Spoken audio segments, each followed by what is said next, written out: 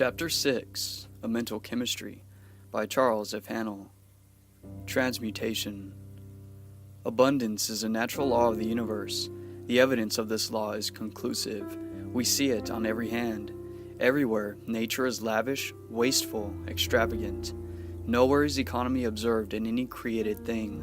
The millions and millions of trees and flowers and plants and animals, and the vast scheme of reproduction where the process of creating and recreating is forever going on, all indicate the lavishness with which nature has made provision for man.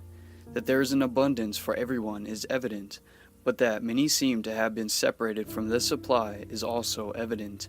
They have not yet come into a realization of the universality of all substance, and that mind is the active principle which starts causes in motion, whereby we are related to the things that we desire. To control circumstances, a knowledge of certain scientific principles of mind action is required. Such knowledge is a most valuable asset. It may be gained by degrees and put into practice as fast as learned. Power over circumstance is one of its fruits. Health, harmony, and prosperity are assets upon its balance sheet. It costs only the labor of harvesting its great resources. All wealth is the offspring of power. Possessions are of value only as they confer power. Events are significant only as they affect power. All things represent certain forms and degrees of power. The discovery of a reign of law by which this power could be made available for all human efforts marked an important epoch in human progress. It is the dividing line between superstition and intelligence. It eliminated the element of caprice in men's lives and substituted absolute, immutable, universal law. A knowledge of cause and effect, as shown by the laws governing steam, electricity, chemical affinity, and gravitation, enables men to plan courageously and to execute fearlessly. These laws are called natural laws because they govern the physical world. But all power is not physical power. There is also mental power, and there is moral and spiritual power. Thought is the vital force or energy which is being developed and which has produced such startling results in the last half-century as to bring about a world which would be absolutely inconceivable to a man existing only 50 or even 25 years ago. If such results have been secured by organizing these mental powerhouses in 50 years, what may not be expected in another 50 years? Some will say, if these principles are true, why are we not demonstrating them? As the fundamental principle is absolutely correct, why do we not get proper results? We do. We get results in exact accordance with our understanding of the law and our ability to make the proper application.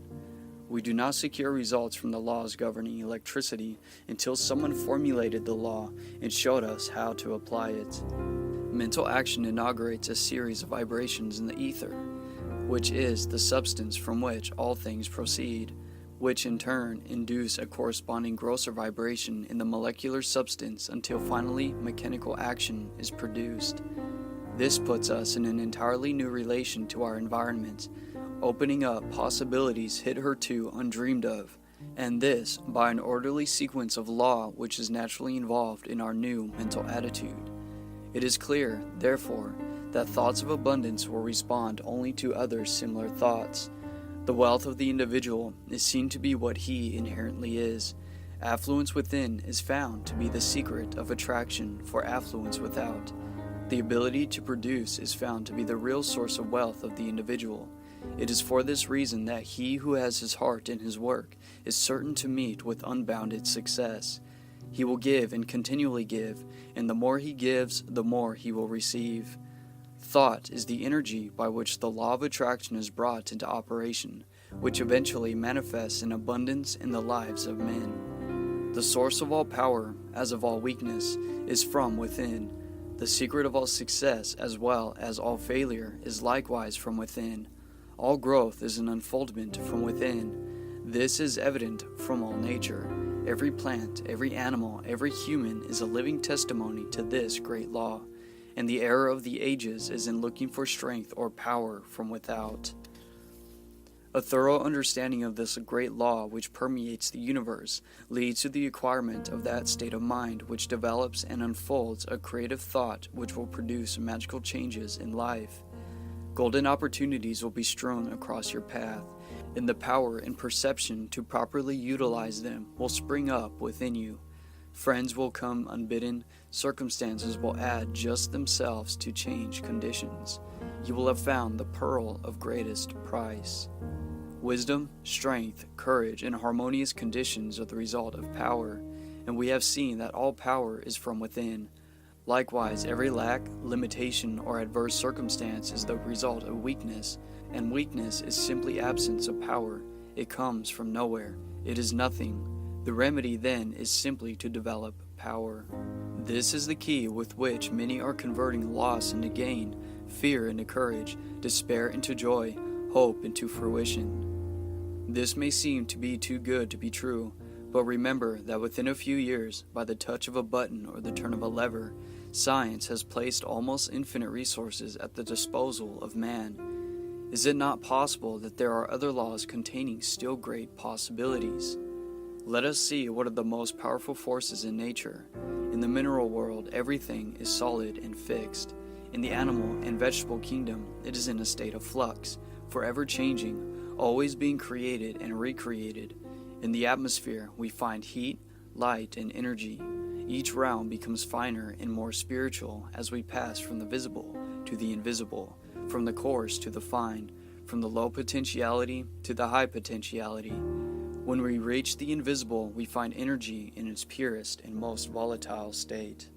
And as the most powerful forces of nature are the invisible forces, so we find that the most powerful forces of man are his invisible forces, his spiritual force. And the only way in which the spiritual force can manifest is through the process of thinking. Thinking is the only activity which the spirit possesses, and thought is the only product of thinking.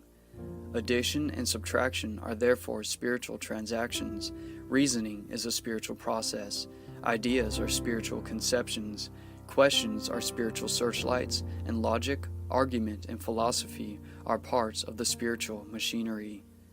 Every thought brings into action certain physical tissue, parts of the brain, nerve, or muscle. This produces an actual physical change in the construction of the tissue. Therefore, it is only necessary to have a certain number of thoughts on a given subject in order to bring about a complete change in the physical organization of a man. This is the process by which failure is changed to success.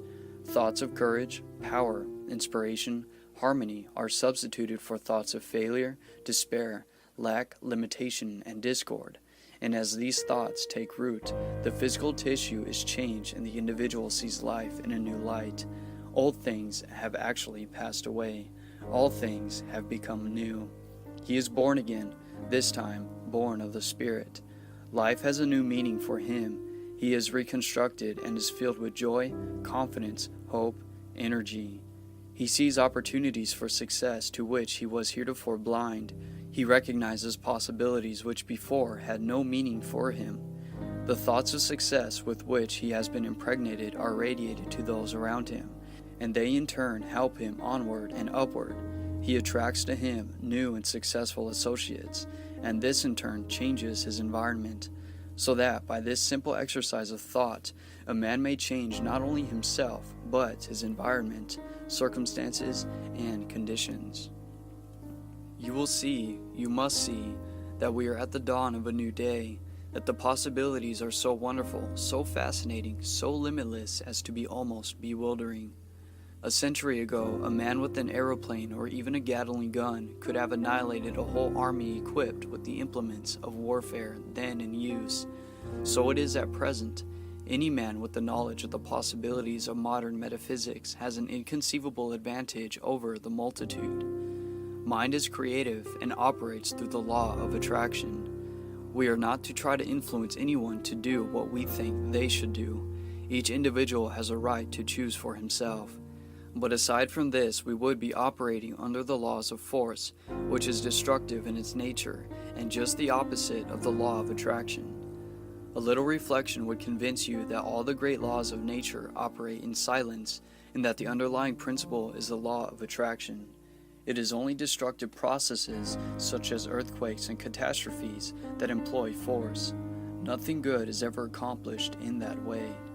To be successful, Attention must variably be directed to the creative plane. It must never be competitive. You do not wish to take anything away from anyone else.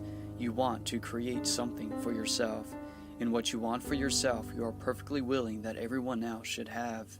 You know that it is not necessary to take from one to give to another, but that the supply for all is abundant. Nature's storehouse of wealth is inexhaustible, and if there seems to be a lack of supply anywhere, it is only because the channels of distribution are as yet imperfect. Abundance depends upon a recognition of the laws of abundance. Mind is not only the creator, but the only creator of all there is. Certainly, nothing can be created before we know that it can be created, and then make the proper effort.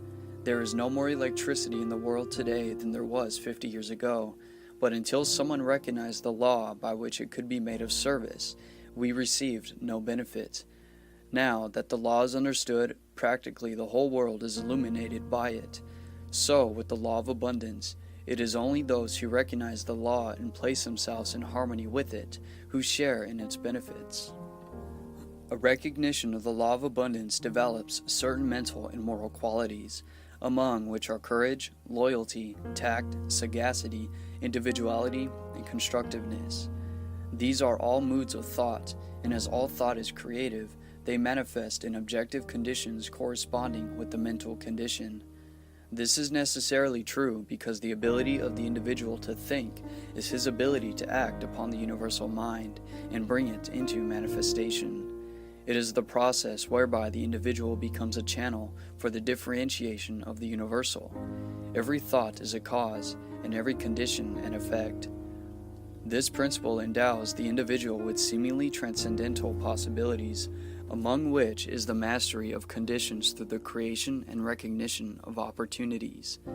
This creation of opportunity implies the existence or creation of the necessary qualities or talents, which are thought forces and which result in a consciousness of power which future events cannot disturb. It is this organization of victory or success within the mind, this consciousness of power within, which constitutes the responsive harmonious action whereby we are related to the objects and purpose which we seek. This is the law of attraction in action. This law, being the common property of all, can be exercised by anyone having sufficient knowledge of its operation. Courage is the power of the mind which manifests in the love of mental conflict. It is a noble and lofty sentiment. It is equally fitted to command or obey. Both require courage. It often has a tendency to conceal itself. There are men and women, too, who apparently exist only to do what is pleasing to others. But when the time comes and the latent will is revealed, we find under the velvet glove an iron hand, and no mistake about it. True courage is cool, calm, and collected, and is never foolhardy, quarrelsome, ill-natured, or contentious. Accumulation is the power to reserve and preserve a part of the supply which we are constantly receiving, so as to be in a position to take advantage of the larger opportunities which will come as soon as we are ready for them. Has it not been said, quote, "To him that hath shall be given," end quote. All successful businessmen have this quality well developed. James J. Hill, who recently died, leaving an estate of over $52 million, said, quote, "If you want to know whether you are destined to be a success or failure in life, you can easily find out. The test is simple and it is infallible. Are you able to save money?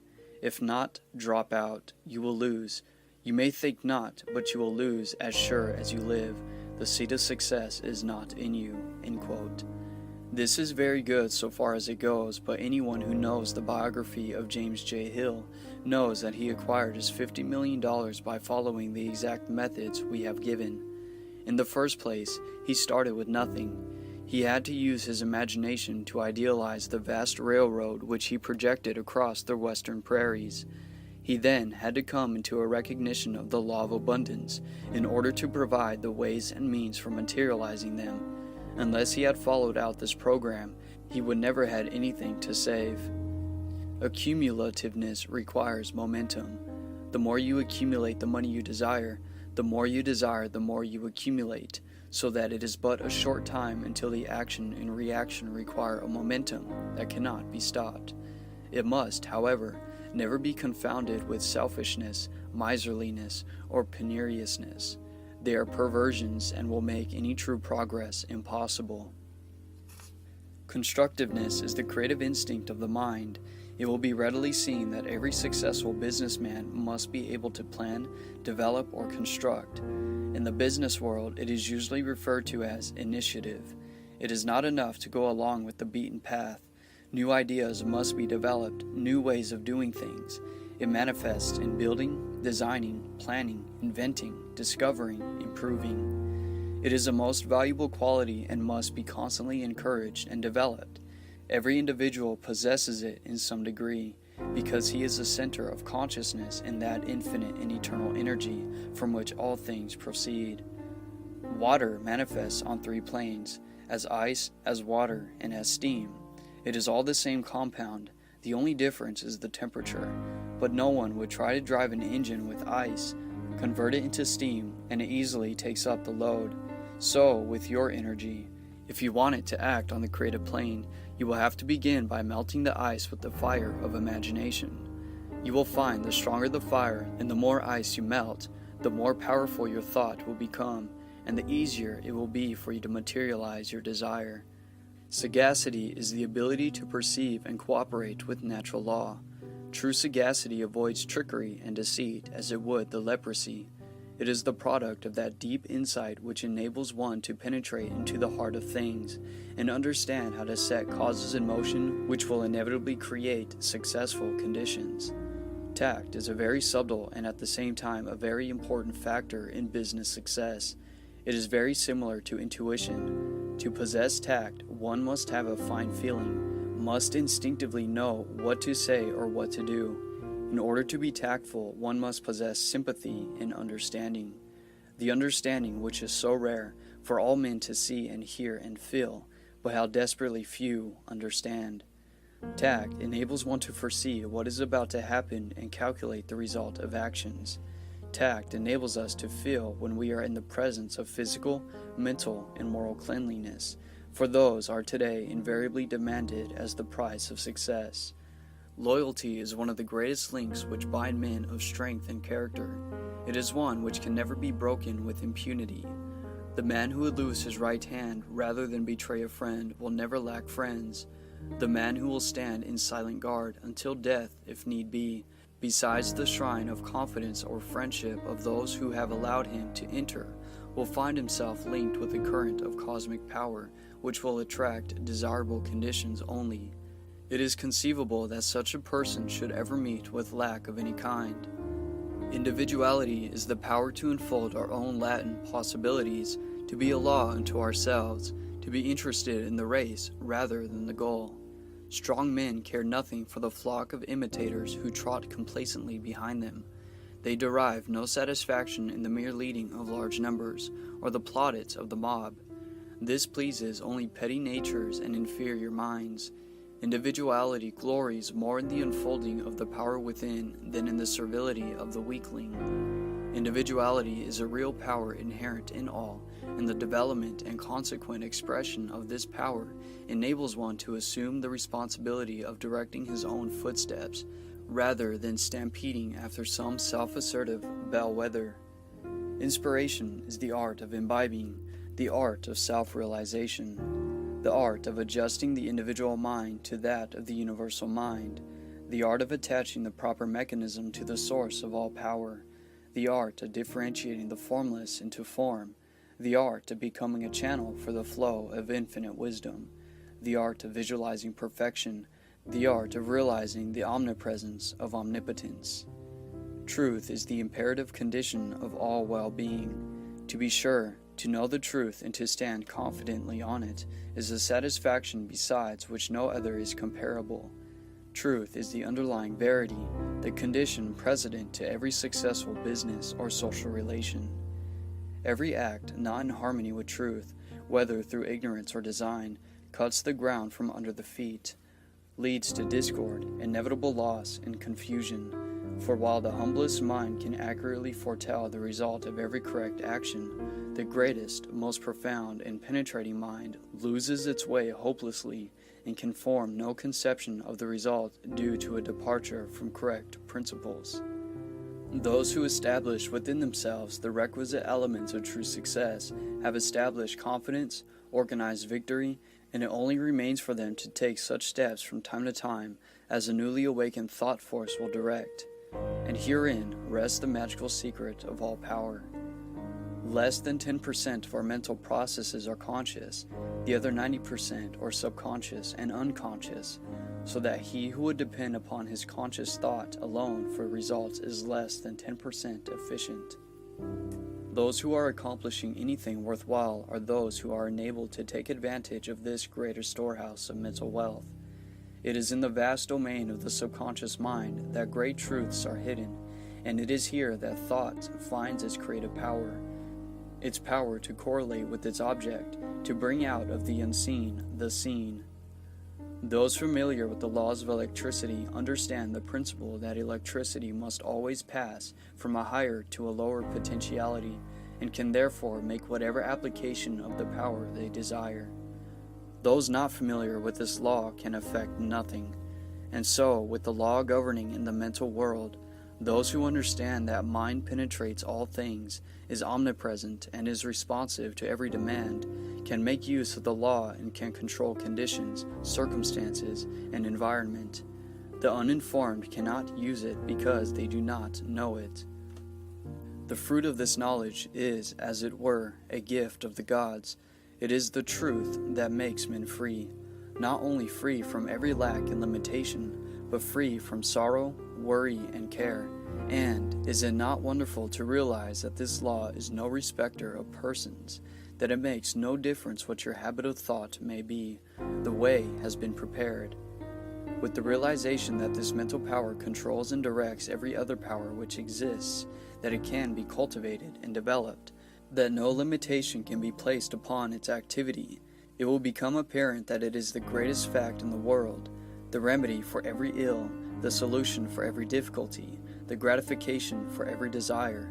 In fact, that it is the Creator's magnificent provision for the emancipation of mankind. Thoughts Are Things by Henry Van Dyke. I hold it true that thoughts are things.